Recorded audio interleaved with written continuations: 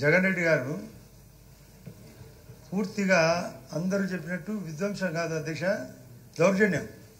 అది నీ వరకు కూడా వచ్చింది, నా వరకు వచ్చింది, చాలా వరకు వచ్చింది, చంద్రబాబు నాయుడు గారి వరకు కూడా వచ్చింది. ఆర్థిక విధ్వంసంతో పాటు బడ్జెట్ను చూపడానికి తప్ప ఆహనా పెళ్ళంట సినిమాలో చేసేదానికి కాదు. ఊరికే కోడి చూపించాడు, ఎవరినో చూపించి తిన్నట్లుంది పరిస్థితి. ఏ బడ్జెట్ను కూడా 30-40% కంటే మించి ఖర్చు పెట్టకుండా తన ఇష్టానుసారం చేశాడు.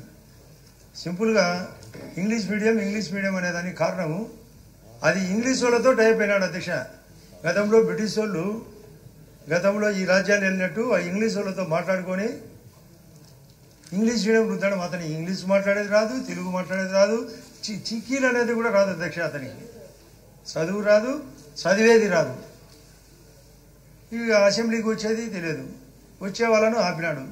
ఇది 10 సార్లు మాట్లాడుకుంటే అధ్యక్ష, ప్రతి ఒక్క విషయంలో ముఖ్యంగా పోలవరం ప్రాజెక్ట్ అథారిటీ PPA 1, రెండవది పవర్ పర్చేజ్ అగ్రిమెంటు అది PPA 2, దానికి పొగ పెట్టాడు. అమరావతికి అగ్గి పెట్టాడు. రోడ్లు గుంతలు తీసినట్టు గుంతలు వచ్చినా మీరు ఒకనాడు స్టేట్మెంట్ ఇచ్చారు అధ్యక్ష, రోడ్లు ఉంటే కదా గుంతలని, రోడ్లే లేకుండా చేశాడు. ఇల్లు కట్టకుండా తను మాత్రం ఇల్లు కట్టుకున్నాడు. తాగునీళ్లు సాగునీరు పట్టించుకోలే, అది గాలికి వదిలినాడు. ఒక సినిమాలో వేదం సినిమాలో ఉంది అధ్యక్ష, అది వదిలి ఇది వదిలి గాలికి పోతే ఎంత బాగుంటుందో అని అన్నీ వదిలినాడు. మనకు రాష్ట్రాన్ని నాశనం చేసినాడు. ఇటువంటి పరిస్థితిలో మన ప్రభుత్వం వచ్చింది అధ్యక్ష. అది మొదటి 2 నిమిషాలు టైం చెక్ చేసుకునే. రెండోది మోడీ గారి ఆధ్వర్యంలో నిర్మలమ్మ 8వ సారి, పయ్యావుల కేశవ్ గారు ఫాస్ట్గా చదివినాడు, అచ్చెన్నాయుడు గారు వ్యవసాయ బడ్జెట్ చదివినాడు. దీంట్లో సూర్యకుమార్ యాదవ్ ఏ విధంగా క్రికెట్ మ్యాచ్లో 360 డిగ్రీ కొట్టినట్టు అన్ని రంగాలకు ఈ 3,22,000 కోట్లను అందరికీ సదడం జరిగింది అధ్యక్ష. కాబట్టి ప్రతి రంగం ఖచ్చితంగా పర్ఫెక్ట్గా పయ్యావుల కేశవ్ గారు ఇక్కడే ఉన్నారు. మీరు ఈ బడ్జెట్ను ఆ గత ప్రభుత్వం మాదిరి కాకుండా ఈ ప్రభుత్వంలో చక్కగా అమలయ్యేటట్టుగా చూడండి. మనం చెప్పి మళ్ళా అగ్నాపల్లి అంటే సినిమా మళ్ళీ 2వ సారి రిపీట్ కాకూడదు అధ్యక్ష. ఎందుకంటే పూర్తి స్థాయిలో నమ్మి మనకి ఇన్ని ఓట్లు వేసినారు అధ్యక్ష.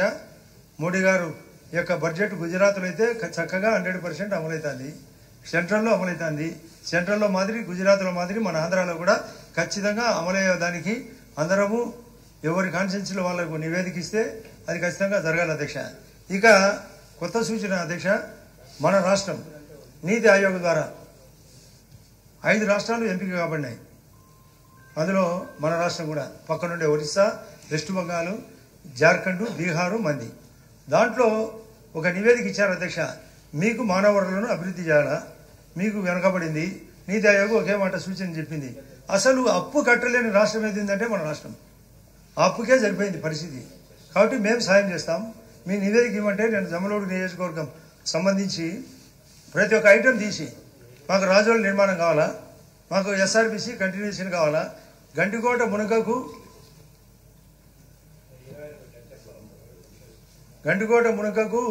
గతంలో నేను క్వశ్చన్ అవర్లో చెప్పిన అధ్యక్ష, గత ప్రభుత్వం మాదిరి క్వశ్చన్ అవర్లో చెప్పిన మాటను 100% అమలయ్యేటట్టుగా చూడండి. మాకు 500 కోట్ల రూపాయలు బకాయిలు ఉంటే 150 కోట్ల రూపాయలు మాత్రమే బడ్జెట్ పెట్టారు. బ్యాలెన్స్ 350 కోట్లు కూడా ఇవ్వాలని చెప్పడం అధ్యక్ష. అది కాకుండా రాయలసీమకు సంబంధించి గాలేరు నగర్ కానీ, ఆంధ్రీనీవ కానీ, తెలుగు గంగ కానీ, SRBC కానీ, కేసీ కెనాల్ కానీ, ముఖ్యమంత్రి గారి యొక్క నియోజకవర్గం కుప్పం కూడా ఈ యొక్క రాయలసీమలో ఉంది అధ్యక్ష. బాలకృష్ణ గారి నియోజకవర్గం ఉంది. మాకు ఇక్కడ ఉండబడిన మంత్రులు చాలా మంది, ముఖ్యంగా పయ్యావుల కేశవ గారి యొక్క నియోజకవర్గం కూడా ఇందులో ఉంది అధ్యక్ష. TBHLC కూడా అది ఇప్పుడుండే కాలువ ద్వారా అయితే నీళ్లు కిందికి రావడంలే. మాకు ఇప్పుడు చెప్పబడిన నిధులు 18,000 కోట్లే పైగా ఉన్నాయి అధ్యక్ష. అది సరిపోదు అధ్యక్ష.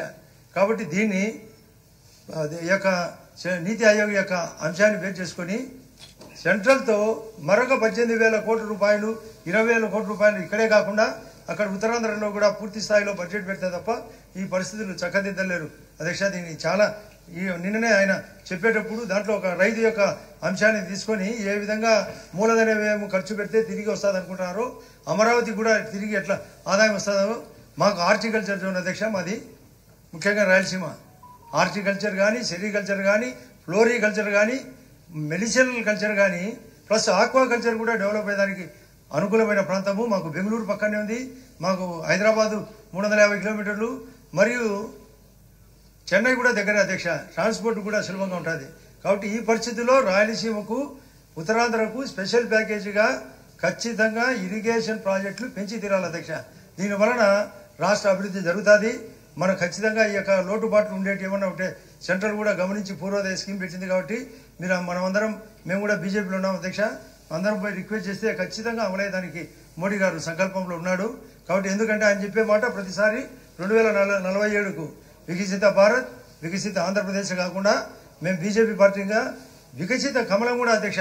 కాబట్టి ఈ నిధులు ఇచ్చేదానికి కేంద్రం రెడీగా ఉంది. కాబట్టి మీరు అందరూ, ముఖ్యంగా ముఖ్యమంత్రి గారికి పూర్తి స్నేహితంగా ఉన్నాడు. కాబట్టి ప్రధానమంత్రి గారు పయాలు కేశవ్ గారు ఎక్స్పర్ట్. కాబట్టి మనము కొందరు ప్రయాణం చేసి ఇండ్లు ఎక్కువ కావాలని, ఈ యొక్క పూర్వోదయ స్కీమ్ కింద మాకు నిధులు ఎక్కువ ఇవ్వాలని, ఆర్థిక వనరులు పెంచేదానికి కానీ, మౌలిక వసతులు పెంచేదానికి కానీ, ముఖ్యంగా ఇరిగేషన్ పెంచేదానికి ఆ స్కీమ్లో ఉంది అధ్యక్ష. ఒకసారి స్టడీ చేసి ఆ పూర్వోదయ స్కీమ్ అమలయ్యేటట్టుగా ఈ రాష్ట్రానికి ఉపయోగపడాలని మీ ద్వారా తెలియజేస్తున్నా అధ్యక్ష. టైం కూడా సరిపోయింది అధ్యక్ష. 2 నిమిషాలు ఎక్కువైంది కానీ బేల్కొట్ల.